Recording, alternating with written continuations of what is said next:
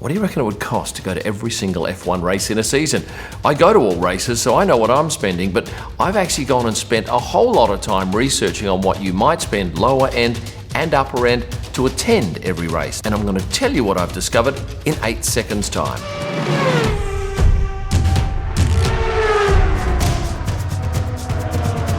Let's say you wanted to go to all 22 races in 2022.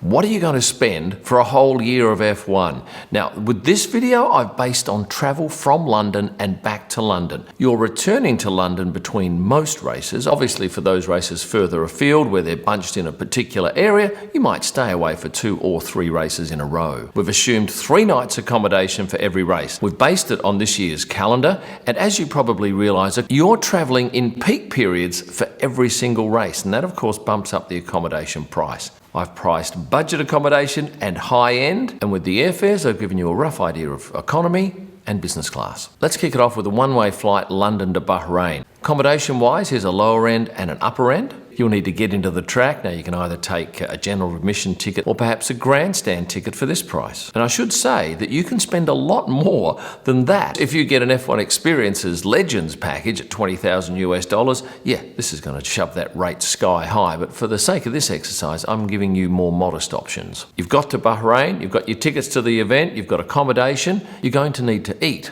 So I've budgeted £15 a day at the lower end and £80 a day at the upper end. And I've worked it out on 4 days per race weekend. The second race of the year is Saudi. Now you wouldn't go back to London between those two, so you'd have a few extra days of hanging around somewhere, and I'll include the accommodation and pricing at the end for those non-race days. But you'll need to get from Bahrain to Jeddah. Here's an economy price and a business class price. Now, of course, if you go in today and look for a price, you probably get something cheaper or more expensive. I've used Google Flights for this, and these are roughs, but for the sake of this exercise, we're running with these. Ticket pricing for Jeddah from £230 general admission to $430 for a grandstand seat. Accommodation wise, budget compared with upper end. And what about transport? In some places like Singapore, you wouldn't bother with a car, you wouldn't bother with a cab, you'd probably just take the metro, and that's cheap. Other places you may need to rent a car. After the Saudi race, you'll be returning to London. You'll then have a week off back in London, and then it's off again to Australia. This is an expensive flight. Melbourne accommodation isn't cheap. You could probably get away if you're staying in the city with taking the tram to and from the track, so you wouldn't need a rental car. And here's your ticket pricing for both general admission and grandstand. The airfare prices I posted are return flights to get you back to London. Next up, we're off to Imola, and this is one of the cheapest options when it comes to flights. Accommodation-wise though, there's not a great deal around the area. Here's your lower end, and the upper end you might actually be staying in Bologna, in which case you'd probably want a rental car. Here's your ticket prices for general admission and a grandstand. And being a standalone race, you'll be heading back to London afterwards. Next up is Miami, and a couple of options here for flights across the Atlantic. Accommodation, both upper and lower end. In Miami, you definitely want a rental car, and if you can book it a long way in advance, you will save yourself a fortune. Ticket-wise, yeah, you're going to have to pay a lot. And being a standalone race, you'll return to London straight after. We're towards the end of May now. We're 5 races in, and look how much you've clocked up in spend thus far. Thankfully, Barcelona is at the lower end price-wise, and look at these ticket prices for a flight. You can get them as low as £42, maybe even lower if you book far enough out. For accommodation, you can go lower end or upper end, say something like the W Hotel, where some of the drivers stay, but you'll be paying a pretty penny. Ticket prices are at the lower end. There is public transport, but as you probably heard from this year, it was a nightmare getting away from the track time-wise. And if you're staying in top-end accommodation, you'll probably need a car because it's about a half an hour drive to the track. Monaco is next, and it's going to put a dent in your budget no matter where you stay. Unfortunately, the accommodation, the lower end is not terribly cheap, and the upper end is just crazy money, especially if you want to stay in Monaco. A lot of people stay in Nice or in Menton and take the train, which will save you a lot of money, but it'll obviously take you longer to get to and from the track. Ticket pricing, yeah, not cheap. Bear in mind, if you can't get tickets from the official ticket seller, you might have to end up going on a reselling site, and that's going to cost you a premium. Azerbaijan, how does that stack up? It's not too bad. Obviously, you'll need to get from London to Baku. Accommodation options from cheap to upper end, and if you do want to stay at an upper end, you would probably pick the Hilton Hotel or the JW Marriott. both at either end of the paddock, and it means you don't need to budget anything for transportation because you walk to and from the track. You'll need a ticket, and while there's no general admission, grandstand pricing is pretty reasonable. Rather than going back to London after Baku, I've assumed you're going to go direct from Baku to Montreal, in which case you'll need a one-way fare. Accommodation-wise, you'll probably stay in the city, and the good news is you can take the metro from the city out to the track for very little money. And here are 2 ticket pricing options for you. Now, a couple of you might be thinking, hang on, we've got a few extra nights accommodation because we're not going back to London. Now, I'm not accounting for that in the running total, but you will obviously have to budget for some money. But the good news is, typically, those days in between races are at a much lower rate, accommodation-wise, than they are during the race weekend. You'll then need to fly back from Montreal to London, then you'll have a few days back in London, and then it's off to Silverstone. The good news is, there's no airfare for you. The thing with Silverstone is, though, there is very little quality accommodation near the track. You might stay in Milton Keynes, you might stay at, say, Whittlebury Hall right near the track, which is very expensive, and quite frankly, old and daggy. And there's no air conditioning, and when it's hot, it's quite uncomfortable, as I know from the first year that I did it. And when it comes to ticket pricing for this race, it is at the upper end. Next up, it's off to Austria by air. Accommodation-wise, it's tricky. There's not a great deal of quality near the track. You might have to stay in Graz and rent a car.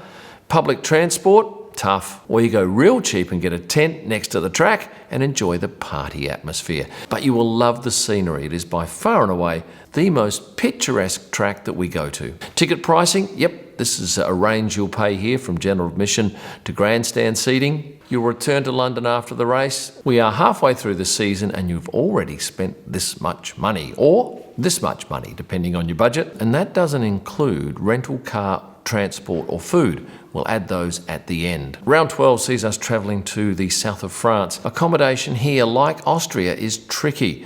A lot of people stay in coastal towns like Marseille or Bandol, where you can find better value, but you'll have a longer trip and you'll probably need a car.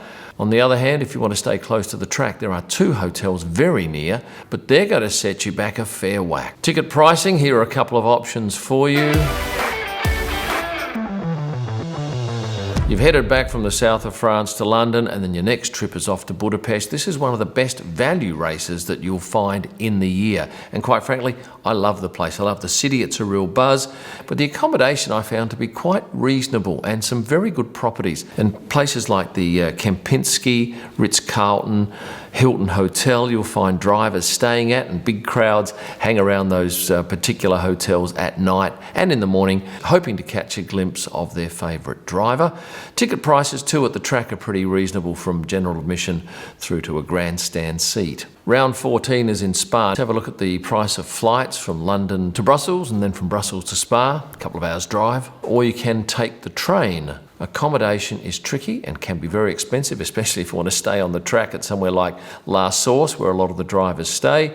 And ticketing prices. The Dutch Grand Prix is next, and this is a ripper event. I love the crowds at Zandvoort. Flights are great value from London to Schiphol return. Here's a range of pricing for accommodation. If you want to stay on the track, the NH Collection Hotel is right at the entry to the paddock. Not a stunning hotel, but a lot of the drivers stay there. Ticket pricing's at the lower end of the scale, and of course you'll be amongst the Orange Army that attack the track en masse come race weekend and provide, I think, the most amazing atmosphere of any of the races. Perhaps Monza might challenge it with the fans. And Monza is our next race, so you'll need flights return from London to Milan and back. You can, if you want, stay in Milan. It's only about a 45-minute drive to and from the track. Here's a range of accommodation prices for you. And if you want to stay where the drivers stay, you try and get yourself a room at the Hotel de la Ville. Ticket prices, well, here's your options here. And then it's back to London for a week off before we head to Singapore. This is one of your more expensive flights, both in economy and in business class, but there is a much greater range of accommodation in Singapore, so we don't tend to see the 5 times premium that some places charge for a room. And as I mentioned early on in this video, you won't need to budget much at all For transport, taxis are cheap, but quite frankly, you're better off using the Singapore MRT. It'll cost you very little and it's quick. You'll then travel from Singapore to Japan, probably flying into Tokyo or Osaka, which is a bit closer. I fly into Tokyo and love taking the bullet train down. I haven't budgeted for that in here, but you will if you happen to land in Tokyo. Hotel-wise, there's nothing of great quality around the track. If you want 4 or 5 star, you're going to have to travel from Nagoya, and the best option is to catch the train, because if you take a car, you'll pay about £25 per day in tolls, if it's not £50 a day, and it's horribly slow. But ticket-wise, you get an absolute bargain. This is one of the cheapest races that we see on the calendar. The crowd is amazing, the people are brilliant, the food, top class, and I would recommend this race to anyone. You'll then need a flight from Japan back to London, a one-wayer, and then you'll need a flight from London to Austin. But realistically, you're probably going to have to go in via Dallas or Houston and make the trip by road, in which case a rental car will be vital for you. Austin is a vibrant town, and come Grand Prix weekend, they jack up those hotel rates deluxe. You'll be getting no bargains here, even if you book 11 months out. Ticket prices, what are you going to pay? Anywhere from this to this. Thankfully, the trip from Austin to Mexico is a short one, a couple of hours by air. And I always thought Mexico would be great value for accommodation, but it's not. Once again, because F1's in town, those rates are jacked sky high. And where do the drivers stay? Well, it's all over town. Places like the Hyatt Regency, St. Regis, Four Seasons. And you would have thought ticket pricing in somewhere like Mexico would be pretty reasonable, but it's not. It's at the top end of pricing. You'll need a flight back from Mexico City to London, then you'll have a week off, and then it'll be off to Sao Paulo, which is a bit of a hike. This is what you'll expect to pay for accommodation, from budget right up to the top end. And I'll give you a tip here if you want the very top place. I love Palazzo Tangara. It's a real oasis in a sea of madness. The track itself is on the outskirts of the city. You can get public transport to there, but you might be better off renting a car, and be very careful security-wise. And ticket pricing, yep, you'll probably pay anywhere from this to this for a seat at the track. And this brings us to our final race of the year, the Abu Dhabi Grand Prix, and you would probably fly direct from Sao Paulo to Abu Dhabi. You wouldn't go back to London in between. There are plenty of options for accommodation in Abu Dhabi, and general admission ticket prices around this level, or a grandstand seat, expect to pay this or much more. And then the final cost you'll have is your flight back from Abu Dhabi to London. So that's your 2022 season. What do we spend? Let's break it down. Flights first. Accommodation. Tickets. Food. Transport, and I budgeted that on public transport at the budget end and car rentals at the top end. And you will definitely need travel insurance. Now, based on this calendar, there will be 19 extra nights accommodation needed between various races. I've suggested £60 at the lower end and £260 a day for the upper end, times by 19. And remember too, I've worked out the accommodation based on one person. If you are 2 to a room, you're going to find your accommodation prices are halved immediately. So what is the total cost for a full year of Formula One, both lower and upper end? This. It's not a cheap sport if you want to attend every single race. But if it's on your bucket list, you could certainly use this as a guide, and that's all it's meant to be. If you've enjoyed this video, please click the like button, subscribe if you haven't done so, and remember, you can become a member of my channel and get a whole host of extras for free. You'll find all of my digital images at prostarpics.com. For wall art, beautiful large format prints of your favourite photo of mine up on your wall for home or office, head to kimillman.com, where you'll find merchandise and my F1 photo books. And for my best images live from the track and all during the week, head to Instagram and search @KimIllman. Thanks for watching, and stay passionate.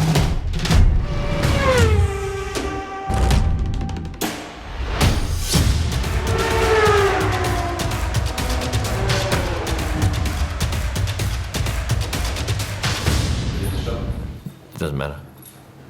Ticket price. Oh, jump out! I want him moving.